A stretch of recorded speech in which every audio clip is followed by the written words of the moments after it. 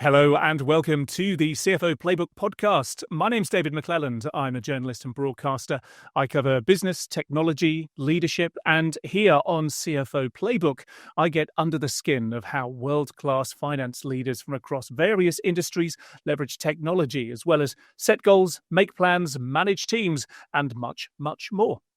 In today's episode, we speak with a finance leader from the world's largest alternative asset manager with more than $1 trillion of assets under management. Inclusivity, connectivity, and consistency. I would say there's a lot of magic around this firm, and it has grown in both business strategies, headcount. We went from a small shop to a bigger shop in terms of our growth, but when it comes to people, we're still pretty a small family-oriented place, which is really important of how I think about culture. I would say from a finance perspective, we have a lot of things that we do around culture. One being we created FTIC. Now with Blackstone, there's a lot of acronyms, so I'm going to explain what FTIC is. It's a Finance Training Integration and Culture Committee. It fosters excellence of bringing the best out in people. We have lots of gatherings. We have trainings. We have book clubs. We have guest speakers coming in. And, the common goal of the firm is also a big emphasis on giving back to our community. And if you're listening to CFO Playbook for the first time, then welcome. We're here every month with exclusive interviews and insights from world-class finance leaders. So do subscribe, and why not have a listen back through our extensive back catalogue. Don't be afraid to get in touch, as many of you do, because your input helps to shape our output. So do let us know who or what you'd like us to speak to in future episodes. All right, on with today's show. This episode of the CFO Playbook is brought to you by Soldo. Thousands of businesses, from small to large corporations, including Mercedes-Benz, Sony, and Get Your Guide, use Soldo to make their business spending simple and efficient. To find out more or to book a demo, visit soldo.com.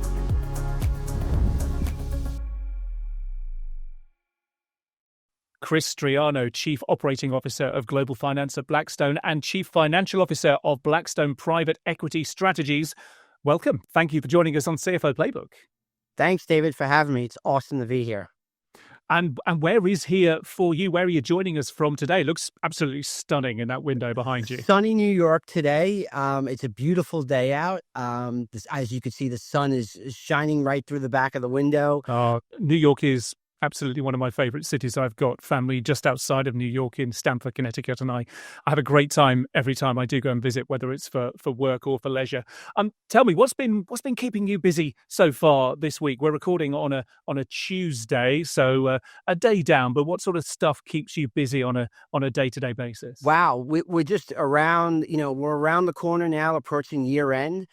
This is a really critical time for all our finance folks when we're going through performance reviews, promotion reviews, and at the same time trying to balance a little travel. I was in London 2 weeks ago with some of my colleagues. Amazing time. Always being in the office. I love it there. And then actually Friday, I'm off to India for a few days, seeing some of my other colleagues. So just trying to put a bow on it before year end and, looking forward to 2025. And we'll come on to just how international Blackstone is later on. You mentioned the London office there. But today, Chris, what I really want to lean into is culture and why it's important, what that means in practice, but also how a company's culture coexists with its strategy and what leaders you have in your position as a finance leader to shape, to nurture, to balance both of those. Sounds like a plan? Great plan. I'm going to give you a quote to begin with, Chris, and it's widely attributed to the godfather of modern management, Peter Drucker. We've all heard of Peter Drucker and his insights onto management before. And one of his most famous quotes, is "Culture eats strategy for breakfast." And it suggests that no matter what your corporate strategy might be, if your culture isn't right, then that breakfast toast will get burnt and the cereal will go soggy and the company may end up in the trash. Nobody wants that. But it's a really strong kind of pro-culture message that, for the right reasons, has gained lots of traction. And I'd like to think has led to a lot of culture positive outcomes across many organizations. But, and here's the insight, Chris. Peter Drucker never actually said that. according to the Drucker Institute, who really should know, what he actually wrote, and it was in a 1991 Wall Street Journal article, was culture, no matter how defined, is singularly persistent, which is a more nuanced message, I think. And there's an academic who's drilled down into what he wrote, and it's concluded what Drucker's really getting at is that culture and strategy need to balance one another out. And if they aren't aligned, they'll eat each other for breakfast. I'll tell you what, I'll post a link to it on LinkedIn when this episode goes live, because it's really interesting reading. But Chris, culture, no matter how defined, that's what Drucker did right. Let's start by defining it, shall we? So for you and for your journey, more than 25 years at Blackstone in finance roles, how do you reflect on culture now and what it means for you where you're at? Sure. Well, there's a lot here to unpack, but on culture, there's a couple of key themes that I think about: inclusivity, connectivity, and consistency. I would say there's a lot of magic around this firm, and it has grown in both business strategies, headcount. We went from a small shop to a bigger shop in terms of our growth, but when it comes to people, we're still pretty a small family-oriented place, which is really important of how I think about culture. I would say from a finance perspective, we have a lot of things that we do around culture. One being we created FTIC. Now with Blackstone, there's a lot of acronyms, so I'm going to explain what FTIC is. It's a Finance Training Integration and Culture Committee. It fosters excellence of bringing the best out in people. We have lots of gatherings. We have trainings. We have book clubs. We have guest speakers coming in. And, the common goal of the firm is also a big emphasis on giving back to our community, okay? As a firm, nearly 90% of our employees engage in BX-oriented gift giving. And we do this within finance itself. I would say over the last 2 weeks, I personally attended 3 events. We had a meal packing in New York, which was amazing. We work with some high school students in our Jersey office. And I was doing some work in Miami, again, around our public schools. So, it's a lot to unpack, but, it's so important. I still feel being here so long, it still feels the same to me. Interesting. So as we'll come on to in just a moment, more than 25 years there, those 3 pillars around culture: inclusivity, connectivity, and consistency. Inclusivity, I think you spoke to in a couple of those examples there. And just to be clear, BX, that's your internal name for Blackstone, isn't it? Correct. It's actually the stock ticker as well. It's the public stock ticker. Yes. Of course. Connectivity is another one there. I'd like just to pull away at those threads at, because while you are in New York and the US is a major base for you, you do also have those offices around the world. You were in the UK fairly recently. So how important is that connectivity, creating that fabric through which the organization can operate? Well, let me hit on a couple of pieces. Number one, it's really important that we connect globally as an organization. We have lots of technology and tools that we use to make sure the offices are connected. I think for me, what's really important in my role is showing up. I'm constantly going to the offices and being on the ground. I think that is critical to pieces of our culture of being on the ground, seeing people live, shaking their hands, talking to them about their life and what they're doing. And I really spend a lot of my time doing that. I make sure I hit every office at least minimal once or twice a year. Sometimes, obviously, London's a little bit closer for me, and we'll speak about that later, but I hit that office 4 to 5 times a year, and Miami's actually also pretty close, that I hit that a few times a year as well. So being present, showing up, as you put it, but being present, being seen to be on the ground, that immediacy, that relatability is what you're saying is a really important part of joining the different parts of the business and the leadership team with those who are perhaps at the cold face, at the cutting edge, call it what you will. Yeah. I mean, David, a lot of people, I get a lot of compliments back because I obviously, when we first met in the beginning of the show, I have a lot of energy. I walk around the floors. I'm just this Italian guy from Staten Island, just like so passionate about this firm. And I want everybody to do so well. So it really, really is helpful for me, even in my development, watching these younger people succeed. And I'm going to give them any tool I possibly can. And I will make time for anybody, which is part of the culture that I learned on day one, is making time for people. That's really critical as you become more senior in this firm. I'm sure everyone watching and listening will also get a sense of the energy that you speak to there as well, Chris. The final pillar that you mentioned there was consistency. What do you mean about that, and why is that important? Yeah, look, I think consistency is important. Look, you don't have to overdo it around culture and meetings and giving back, but consistency is really important, that you have the right, I would say, the right people showing up. There's a lot of leaders in the finance organization that it's really important for them also to show up. Like, we have a lot of senior people in this firm that are really pushing hard for us to do the right thing, and having their support helps us out as well. So when I mean consistency, I want to make sure that, every year we're at least doing like 4 to 5 important things. And you don't want to be in a year where you're doing 10 and the following year you're doing none. And as the firm is growing, you also have to balance that out. We have offices in New Jersey, as I spoke before, Miami and New York, and giving the right consistency is really, really critical, because we are one global organization. So that's really important for us. And that consistency, that rhythm, building up that operational rhythm. We know the pace at which we're operating. And yes, there may be some stretches here and there depending upon the global outlook, but having that rhythm is really important. I'll give you another example, David. I think that's really kind of cool too, is like, we also do things as a firm. We do like Cycle for Survival. We do, and it's all over the world, where everybody's on their own bikes or working with the gyms, raising money. So it's like, we also have global things.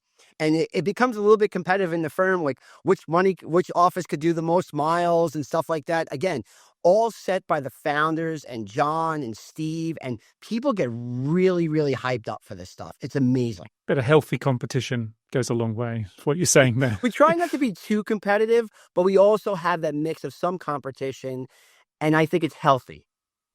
Yeah. And competition in a general sense, again, healthy competition, and there is certainly unhealthy competition too. But healthy competition, it brings people together. It gets people engaging at a different level than whatever their normal work conversation might be. And also when people feel that, they reciprocate a lot easier when you feel part of an organization. Like, sometimes there are charity things on the weekends where people still show up. They bring their families. I think that's amazing. That's, again, going back to day one of our initial conversation of culture. You don't have a strong foundation, it's very hard to get people to do those types of things. You joined Blackstone in 1998 following your degree in accounting and finance at St. John's University, and you've been there ever since. That's a good run, Chris. Talk us through your journey through the ranks of Blackstone and how you've navigated yourself. Were there any important moments or decisions that have pointed you in the direction that you've been headed recently? Yeah, I would just say, again, as I said in the beginning, growing up in Staten Island, paying my way through college and also working 3 jobs at once, and then finding the opportunity to come work at Blackstone in 98 was amazing. I started out as an analyst. I've worked my way through the ranks of the firm. I did lots of great projects, but what I've learned over the years is, like, the more hungry you are, the more Blackstone gives you to take. Okay, it's amazing. Like, I've held a lot of different titles in this firm. I don't think of it as having the same role for forever. Since 98, I've had probably 10 or 12 different types of roles working with different people. I would say, today I have a pretty big remit. I am the chief operating officer of global finance of BX. I oversee the day-to-day administration of finance, responsible for portfolio management, investment, corporate operations, investment operations, and then also global corporate services. That doesn't really fit into finance, but I think what the firm does is, to a person who drives and is a true operator and gets stuff done, the firm will give you more to do. Prior to that, I held a very important position. I was the firm's chief accounting officer when we had gone public. And again, it's been amazing just watching this firm evolve. I've been I am still energized to come here every single day. It's quite a rare thing. Perhaps you tell me otherwise, but to spend so long in one company shortly after graduation, you mentioned the circumstances with which you entered the company there, but to spend so long in one organization, what advice do you have for people who might be looking to build a career? They've found a company for whom their values and the corporate culture there at that time, they fit hand in glove and they want to commit to that company. What would be your advice to somebody to make the most of the opportunities? And like you say, to almost encourage the company to give you the runway for you to run into. It's really critical that you wake up every day and have your mind focused on just trying to help the company achieve excellence. I just think that's really important. Again, for me, the culture is critical. You have to have a good culture organization. And look, I think communication is really important, as well as, I would say, establishing and maintaining good reports with colleagues, where a lot of people in this firm know me and know I'm willing to help no matter what.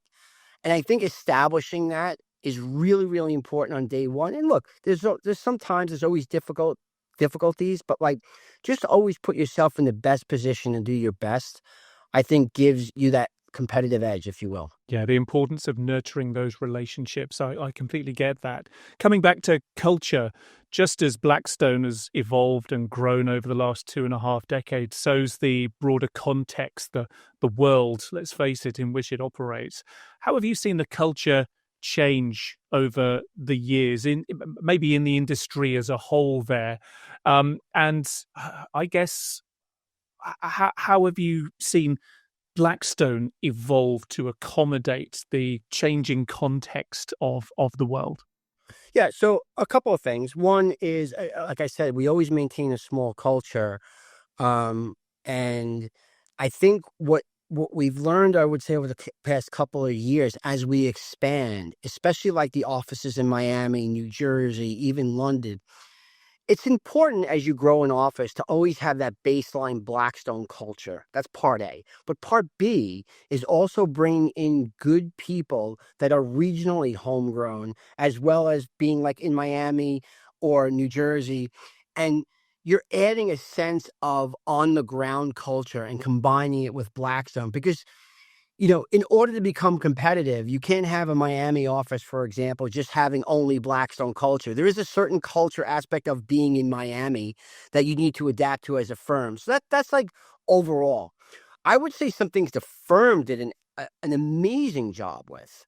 Amazing is if you go back to kind of COVID and communication and what was going on, I would say the firm started lots of different things that make us culturally, I would say, bound. One is our weekly BX TV show where John and Vic, every week, Mondays, they get on and talk about the firm, the macro environment. There's even a picture contest, which is pretty awesome. People love it.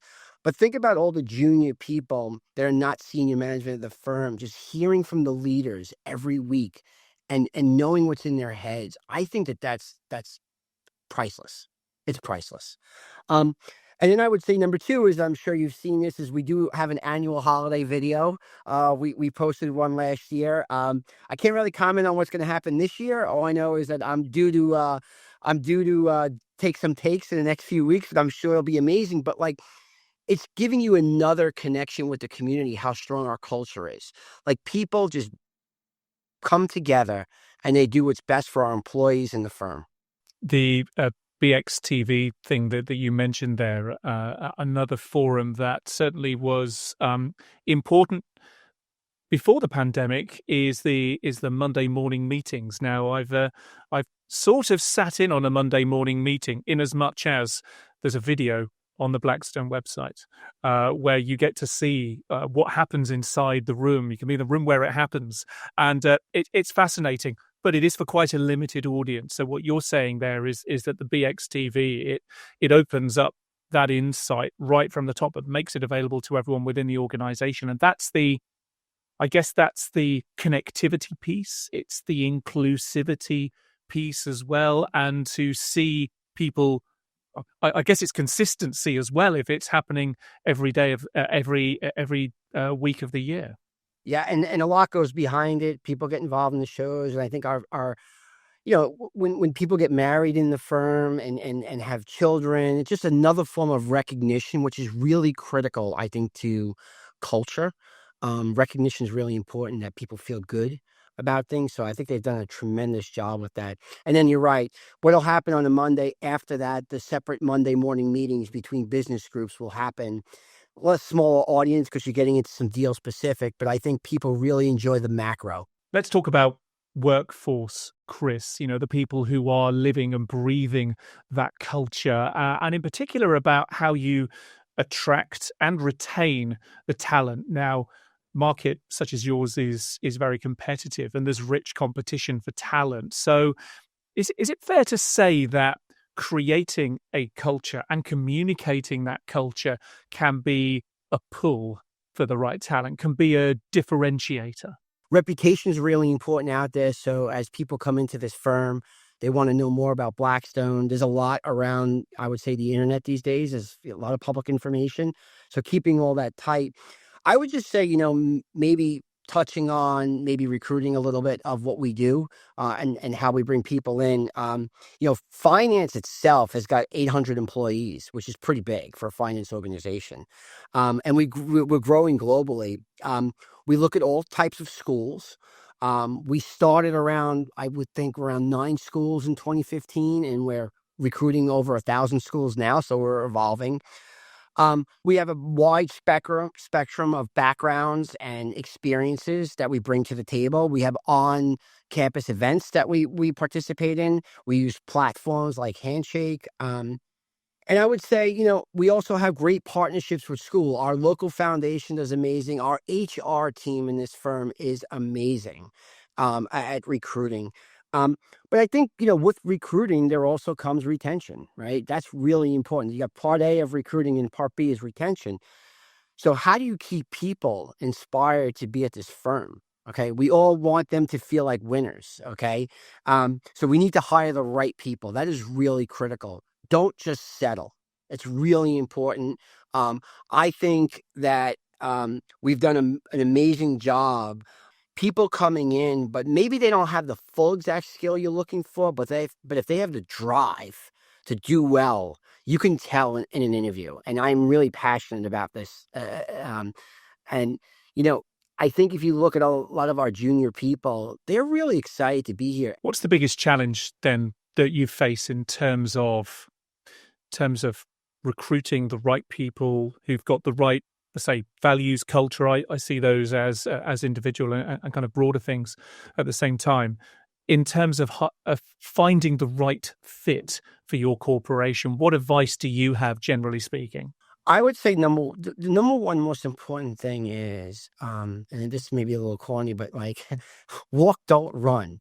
Trust in the firm. So just controlling that tempo is really important. And the way to do that is have regular cadence of providing good feedback. It's extremely important feedback. People want feedback. Whether it's good or bad, how they can improve, what things they do better. But also, again, I'm going to go back to my recognition point.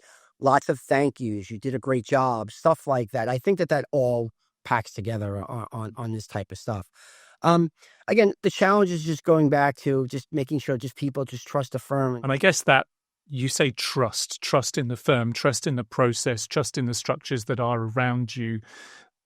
Transparency goes hand in hand with that trust and the communication piece. So in terms of having a robust set of mentors, of a program to kind of hold your hand and guide you at the right pace through the levels, through that in the organization, that's something that would also be important. Would you agree to creating a culture that not only recruits talent, but also retains it and helps it go hand in hand with the company? I totally agree, David. We have a great mentor program here. I have probably 6 or 8 people that I mentor myself. It's an amazing program run by finance as well. Again, I'll use the word partnership with HR. Um, and I do think we really do a tremendous job of preserving our key high performing people through the mentor program. I believe that diversity and culture go hand in hand as well. And you've mentioned there how you broadened the scope of schools that you recruit from. Of course, there are many types of diversity as well. Just talk to me about what you feel are the benefits that recruiting, having diversity with an organization, what benefits do you feel that brings to the organization as a whole? Number one is, look, I think it brings a sense of balance. We all learn a lot from each other. If you look, especially if you look at where we recruit in Miami, um, people are amazing. It's also bringing a different aspects of different. I'll go back to the word culture in offices. Um, I think experiences, background, people are innovative. You just have all better outcomes. I just look for the best possible person to do the job and also how we can make people successful. And that's how Blackstone just thinks about things. And of course, the international piece you mentioned Miami there as well, but important to you, London, you mentioned other offices as well, ensuring that you've got that international view because Blackstone operates internationally. Yeah, so David, let me comment a little. I love London. London's probably like my favorite office, not just saying that. I just love the teams in the office and the people. We have 600 employees in London. We do a lot with our employees in the office. We have like family first aid, working family networks, coffee conversations with people. We have great leadership in that office. Again, there's stuff that's done locally in every office, but there's also stuff that's done globally. Going back to my CrossFit comment before of us being competitive, I would say the same pipeline. We bring in undergraduate students who learn more about finance. They have our London employees are just as involved in the community, 900 hours of volunteer time. 88% of the London office is basically volunteered or donated in 24. So it's amazing. And again, the culture in the office is amazing. You walk around, you see everyone's doors open. Even if you don't know somebody, they say hello. So it's pretty special. So to abstract that from Blackstone for a moment, then an important or a valuable trait is to think both globally and think locally. I'm sure I've heard the word glocally somewhere along those lines, but to leverage the benefits, the cultural benefits that make operating in a certain market work. And sometimes things just work for all the reasons, but actually to integrate that into the global culture of whatever the organization is, that's the secret sauce. That's the thing that you want to kind of nurture really as an international operation. Absolutely. And, again, not only hitting London, but we also have the similar offices in Singapore and Hong Kong and all over the world. So it's like you got to have I would say, an on the ground culture and a global culture. And, it's so. I am really proud to be at this firm. What I see every single day is amazing, and I continue to learn as well, right? Which is also important. I've taken up baking bread, Chris, sourdough to be specific, about the last 18 or so months, and it's just flour and water. And the magical thing for me and my kids is watching it grow every day. The yeast and the lactic acid bacteria, they're alive and they rise and they bubble up and then they fall, and they've got their own consistency, they've got their own rhythm. But the key to good sourdough, as I'm sure you know, is to feed it every day, keep tending to it, feeding it, giving it air. Otherwise, the sourdough culture goes a bit flat and it doesn't bake great bread. Now, you get where I'm going here. Feeding that sourdough culture is an analog for perhaps nurturing the culture in an organization. Culture needs feeding. So what examples do you have of interventions that have been helpful in feeding and nurturing that culture? I guess the BXTV would be one example of one of the pillars of culture that you mentioned there. I just wonder if there are any other things that you have that kind of keep it fed. Yeah, I mean, I think, look, the FTIC, going back to them, I would say from finance keeps feeding culture. I mean, we're really engaged with it. I would say at least once a month we're having something, a fireside chat, coffees. And, one other thing I like to bring up is, there is a finance leadership group that's around 50 of us that gets together every year, and we talk about recognition, strategy, culture building. We just had that meeting a couple of weeks ago, and we set ourselves an agenda of what we could be doing better as a leadership organization. And a lot of what you just said is like, doing things for people, giving them a little bit more flexibility, which is really important these days. So we do things as a complete team. That's number one. And then just going back to FTech, which I think is really important, is, you know, it's still a brand of the Blackstone culture, but you just you're doing it more on the ground, day to day. I mean, I think there was an ice cream event the other day here, which was pretty great. And people, what's happening, it's not only culture, but people also meeting people, new people, establishing and forming relationships, which I mentioned before is really, really critical.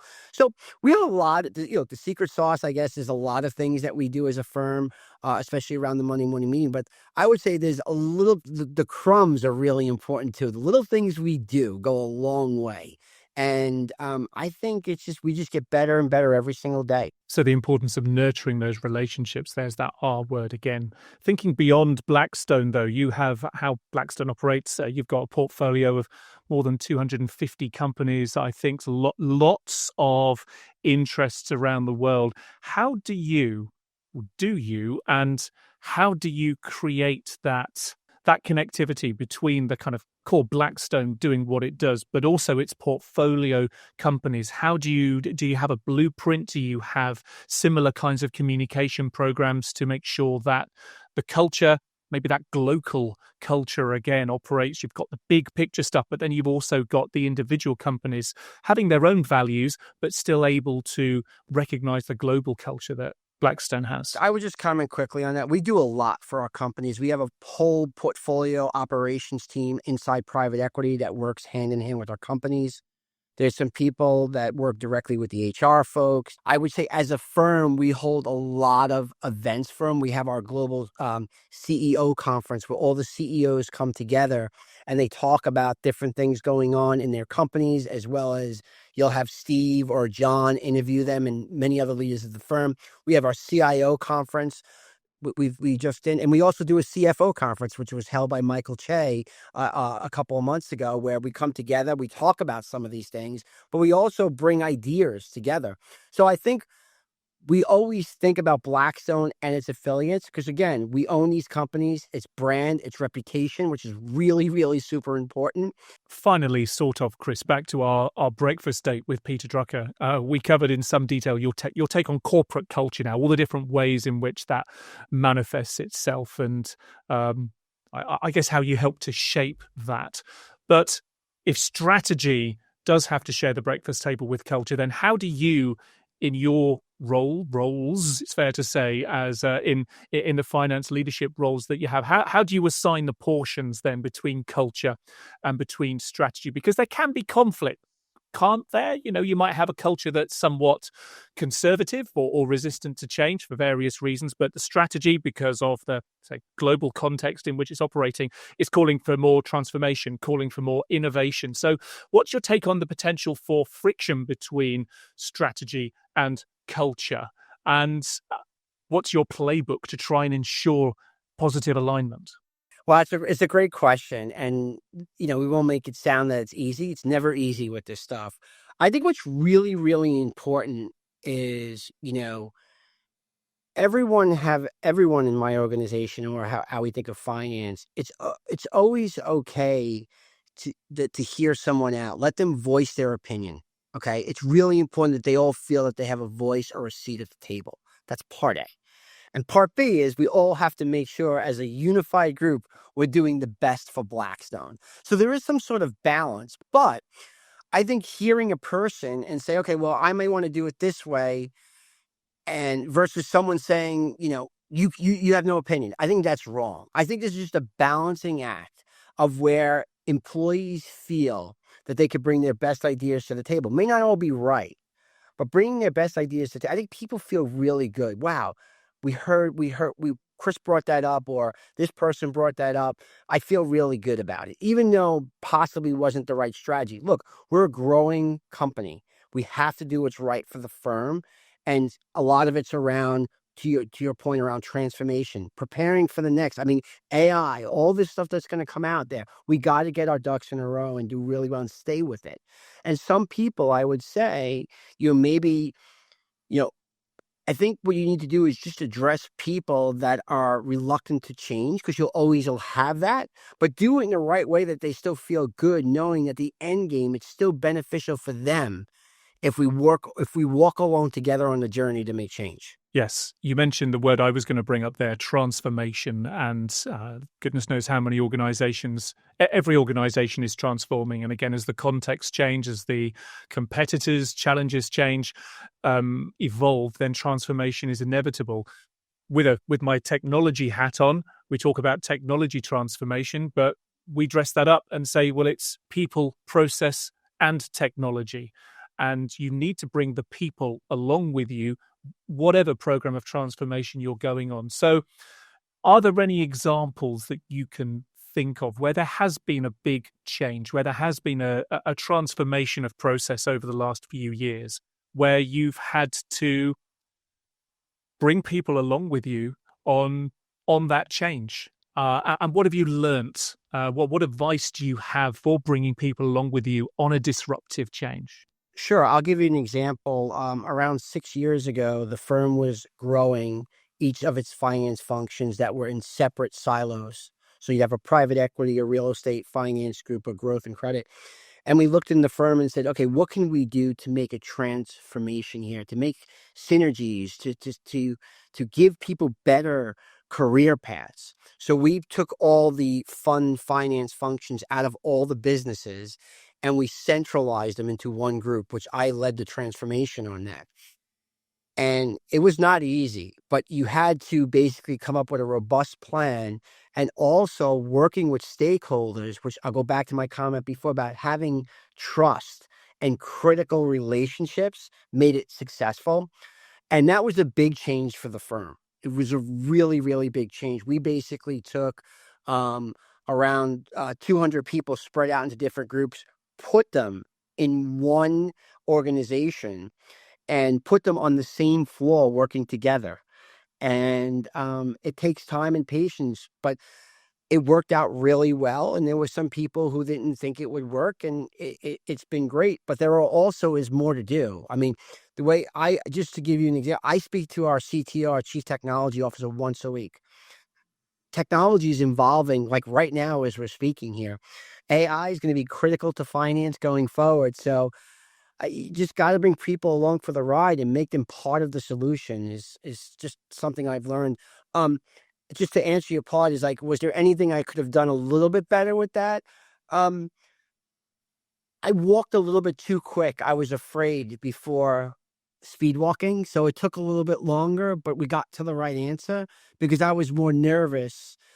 It's 200 people is a lot of people to bring together and make such a transformation like that. So I was nervous on losing people who had institutional knowledge. And today I could tell you all those senior people are still with me, and they're very happy because their careers have grown a lot bigger because they're able to manage more people in a unified organization versus a small silo. It helps if the people, and you mentioned there the people, I guess there are those who understand the journey, who are on the front foot, wanting to walk lockstep with you as you're moving forward. But there's always going to be a group of people for whom change is more difficult for whatever reason. If it helps if they understand the why it is that you're doing this. And if they understand the why, even if they understand that there are challenges for them in terms of executing on that, if they understand the why and the bigger picture for the organization, then they're more likely to go on that journey with you, I think. Yeah, that's so true. And again, having all these relationships, even in the firm, I have the same relationships with people who've been here just as long. And it's just easy to go to people for thoughts or reactions or questions, or I need help with this. And people are I'll say this, and I've said it before, people are Blackstone's biggest asset. And we just have to make sure we protect our asset and make people just feel really good every day about coming to this firm. I think there's some really strong general points there about culture. And you mentioned inclusivity, connectivity, consistency in how you as a leadership team show up. Also your relationships, not only with one another, having that open door policy, being prepared to hear one another out. All ideas are good ideas, and building those relationships. I think that they're really, really, really key points in nurturing that culture. And yes, there are going to be disagreements and there are going to be changes of direction and transformations, as we've spoken about. And that's the strategy piece. But as long as you bring the people, and if people are your culture, bring them along with you, then that's a key to a successful alignment then of culture and strategy, and a happy breakfast where only the sourdough gets eaten. I think we can all agree with that. Yeah, absolutely, David.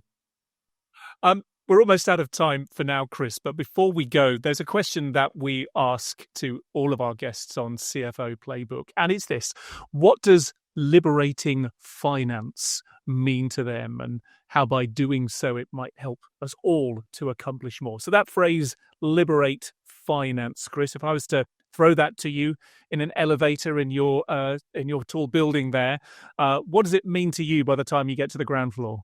I would say you got to get people early, or at any point in their career where they're excited about working in finance. That would be one. Just the role of the finance team. What do we need to do? What's realistic? How's the business look? Where's it going? Keep a finger on the pulse. And again, I'll go back to something I said before. Balance is critical. Be nimble, creative. And, none of this is without the strong talent expertise you bring in, but also having the support of the relationships and people around you. Chris, thank you so much for sharing your abundant energy with us here today. And thank you for joining us on CFO Playbook. Thank you so much for having me, David. I really had fun today.